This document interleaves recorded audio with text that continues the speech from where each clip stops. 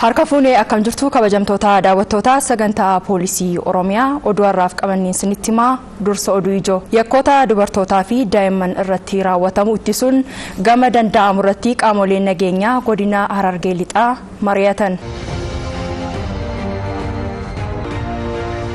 Manni murtii olaanaa godina Shawaa himatamtoota gareen qindaa'uun yakka hannaa konkolaattota irratti raawwatan hidhaa cimaan adabe. Amma oduu bal'inaan Ambilisee Bayyanaati. Yakkoota dubartootaaf daa'imman irratti raawwatamu ittisuun gama danda'amu irratti qaamoleen nageenyaa godina Harargee Lixaa mari'atan. Gabaasa Araarsoo Mahammadiif Girmaa Magarsaa. Qaamoleen nageenyaa godina Harargee Lixaa yakkoota dubartootaa fi daa'imman irratti raawwatamu akkaataa maqsuun danda'amu irratti mari'atan. Miidhaa dubartootaa fi daa'imman irratti raawwatamu ittisuun kan danda'amu qaamolee nageenyaan qofaa osoo hin taane abbootii gadaa fi abbootiin amantaa akkasumas qaamoleen hawaasaa hundi gahee isaanirraa eegamu baachuu qabu jedhu Daayiriktarri qajeelcha poolisii godina Harargee Lixaa Komaander Kaasa'ii Nagaash. Jaalateetii miti namni daa'ima ofii kan gatu gaafa akkas goote ammana itti murteessisiisnee jirraa murteen nuyi kennisiisne jennu sun nuyi akka waan hojii guddaa hojjenneetitti of ilaalina. Murteessisuun sun sirriidha akka namni irraa baratuuf.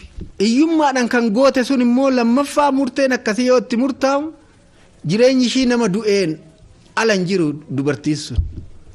Soo duursinee kana hambisuudhaaf hojiin ijoon nuyi hojjechuun nurra jiraatu gadirratti abbootii amantaa wajjiniin hojjechuun murteessaa ta'a. Warri kun immoo dubartoota kanarratti yoo hojjechuu danda'an sirriitti ittis amanuu danda'u. Qaamoleen nageenyaa ega yakki raawwatamee booda odeeffannoo argateen taatee duuka bu'ee deemuu qofa osoo hin taane hojii dursanii yakkatsisuu irratti xiyyeeffannoon hojjechuun murteessaadhaas jedhu Komaander Kaasa'ii Nagaash. Qindoominni keessa mana keenya keessaa bahee alatti deeggartoota keenya hunda kan hammate ta'uutu irra jiraata. Qindoominaan yeroo hojjennu yeroo taateen raawwattu bichaa taatee jala fiiguu odoon ta'in taatee sun odoon raawwatin hojii ittisa yakkaa hojjechuun barbaachisummaa qaba. Yakkoota daa'immanii fi dubartoota irratti raawwataman ittisuuf hojiin qindoominaa hojjetamaa tureen bu'aaleen abdachiisoon argameera. Kanaafuu guyyaa har'aa qaamoleen nageenyaa godina Harargee Lixaa deeggarsa taasisuu keessaniif galanni keenya guddaadha kan jedhan immoo itti gaafatamtuu dhimma dubartootaaf daa'immanii godina Harargee Lixaa Aadde Asliyaa Ibraahimiim. Dubartoonni keenya kan sadarkaa garjallaa jiran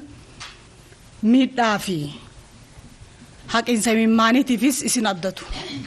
Kanaaf akkaatuma tanaan dura bu'aa bahii baay'ee gootaniin qindoomina baay'eedhaan socho'aa turtaniin daran ammallee tokkummaan keenya cimee akkaataa itti waliin deemuu dandeenyu mira obbolummaa, mira jaallummaa, mira aantummaa fi gartummaa uummatummaa qabaachuudhaan wantootni hin danda'amu jedhan hin jiru waan ta'eef hin dandeenyaa dhimma ja'uun milkaa'ina hojii keenyaatiif adda durummaadhaan baachaa turtaniittanii. Kanaaf maqaa dubartootaatiin maqaa warra imimmaan irraa xareedaniitiin isiniin galatoomfadha. Hirmaattonni marichaa dubbisnees yakkoota dubartootaa fi daa'imman irratti raawwatamu ittisuuf qaamolee nageenyaa fi qooda fudhattoonni waliin qindoomanii hojjechaa akka jiranis dubbataniiru. Waltajjiin irraa kun baay'ee gaariidha.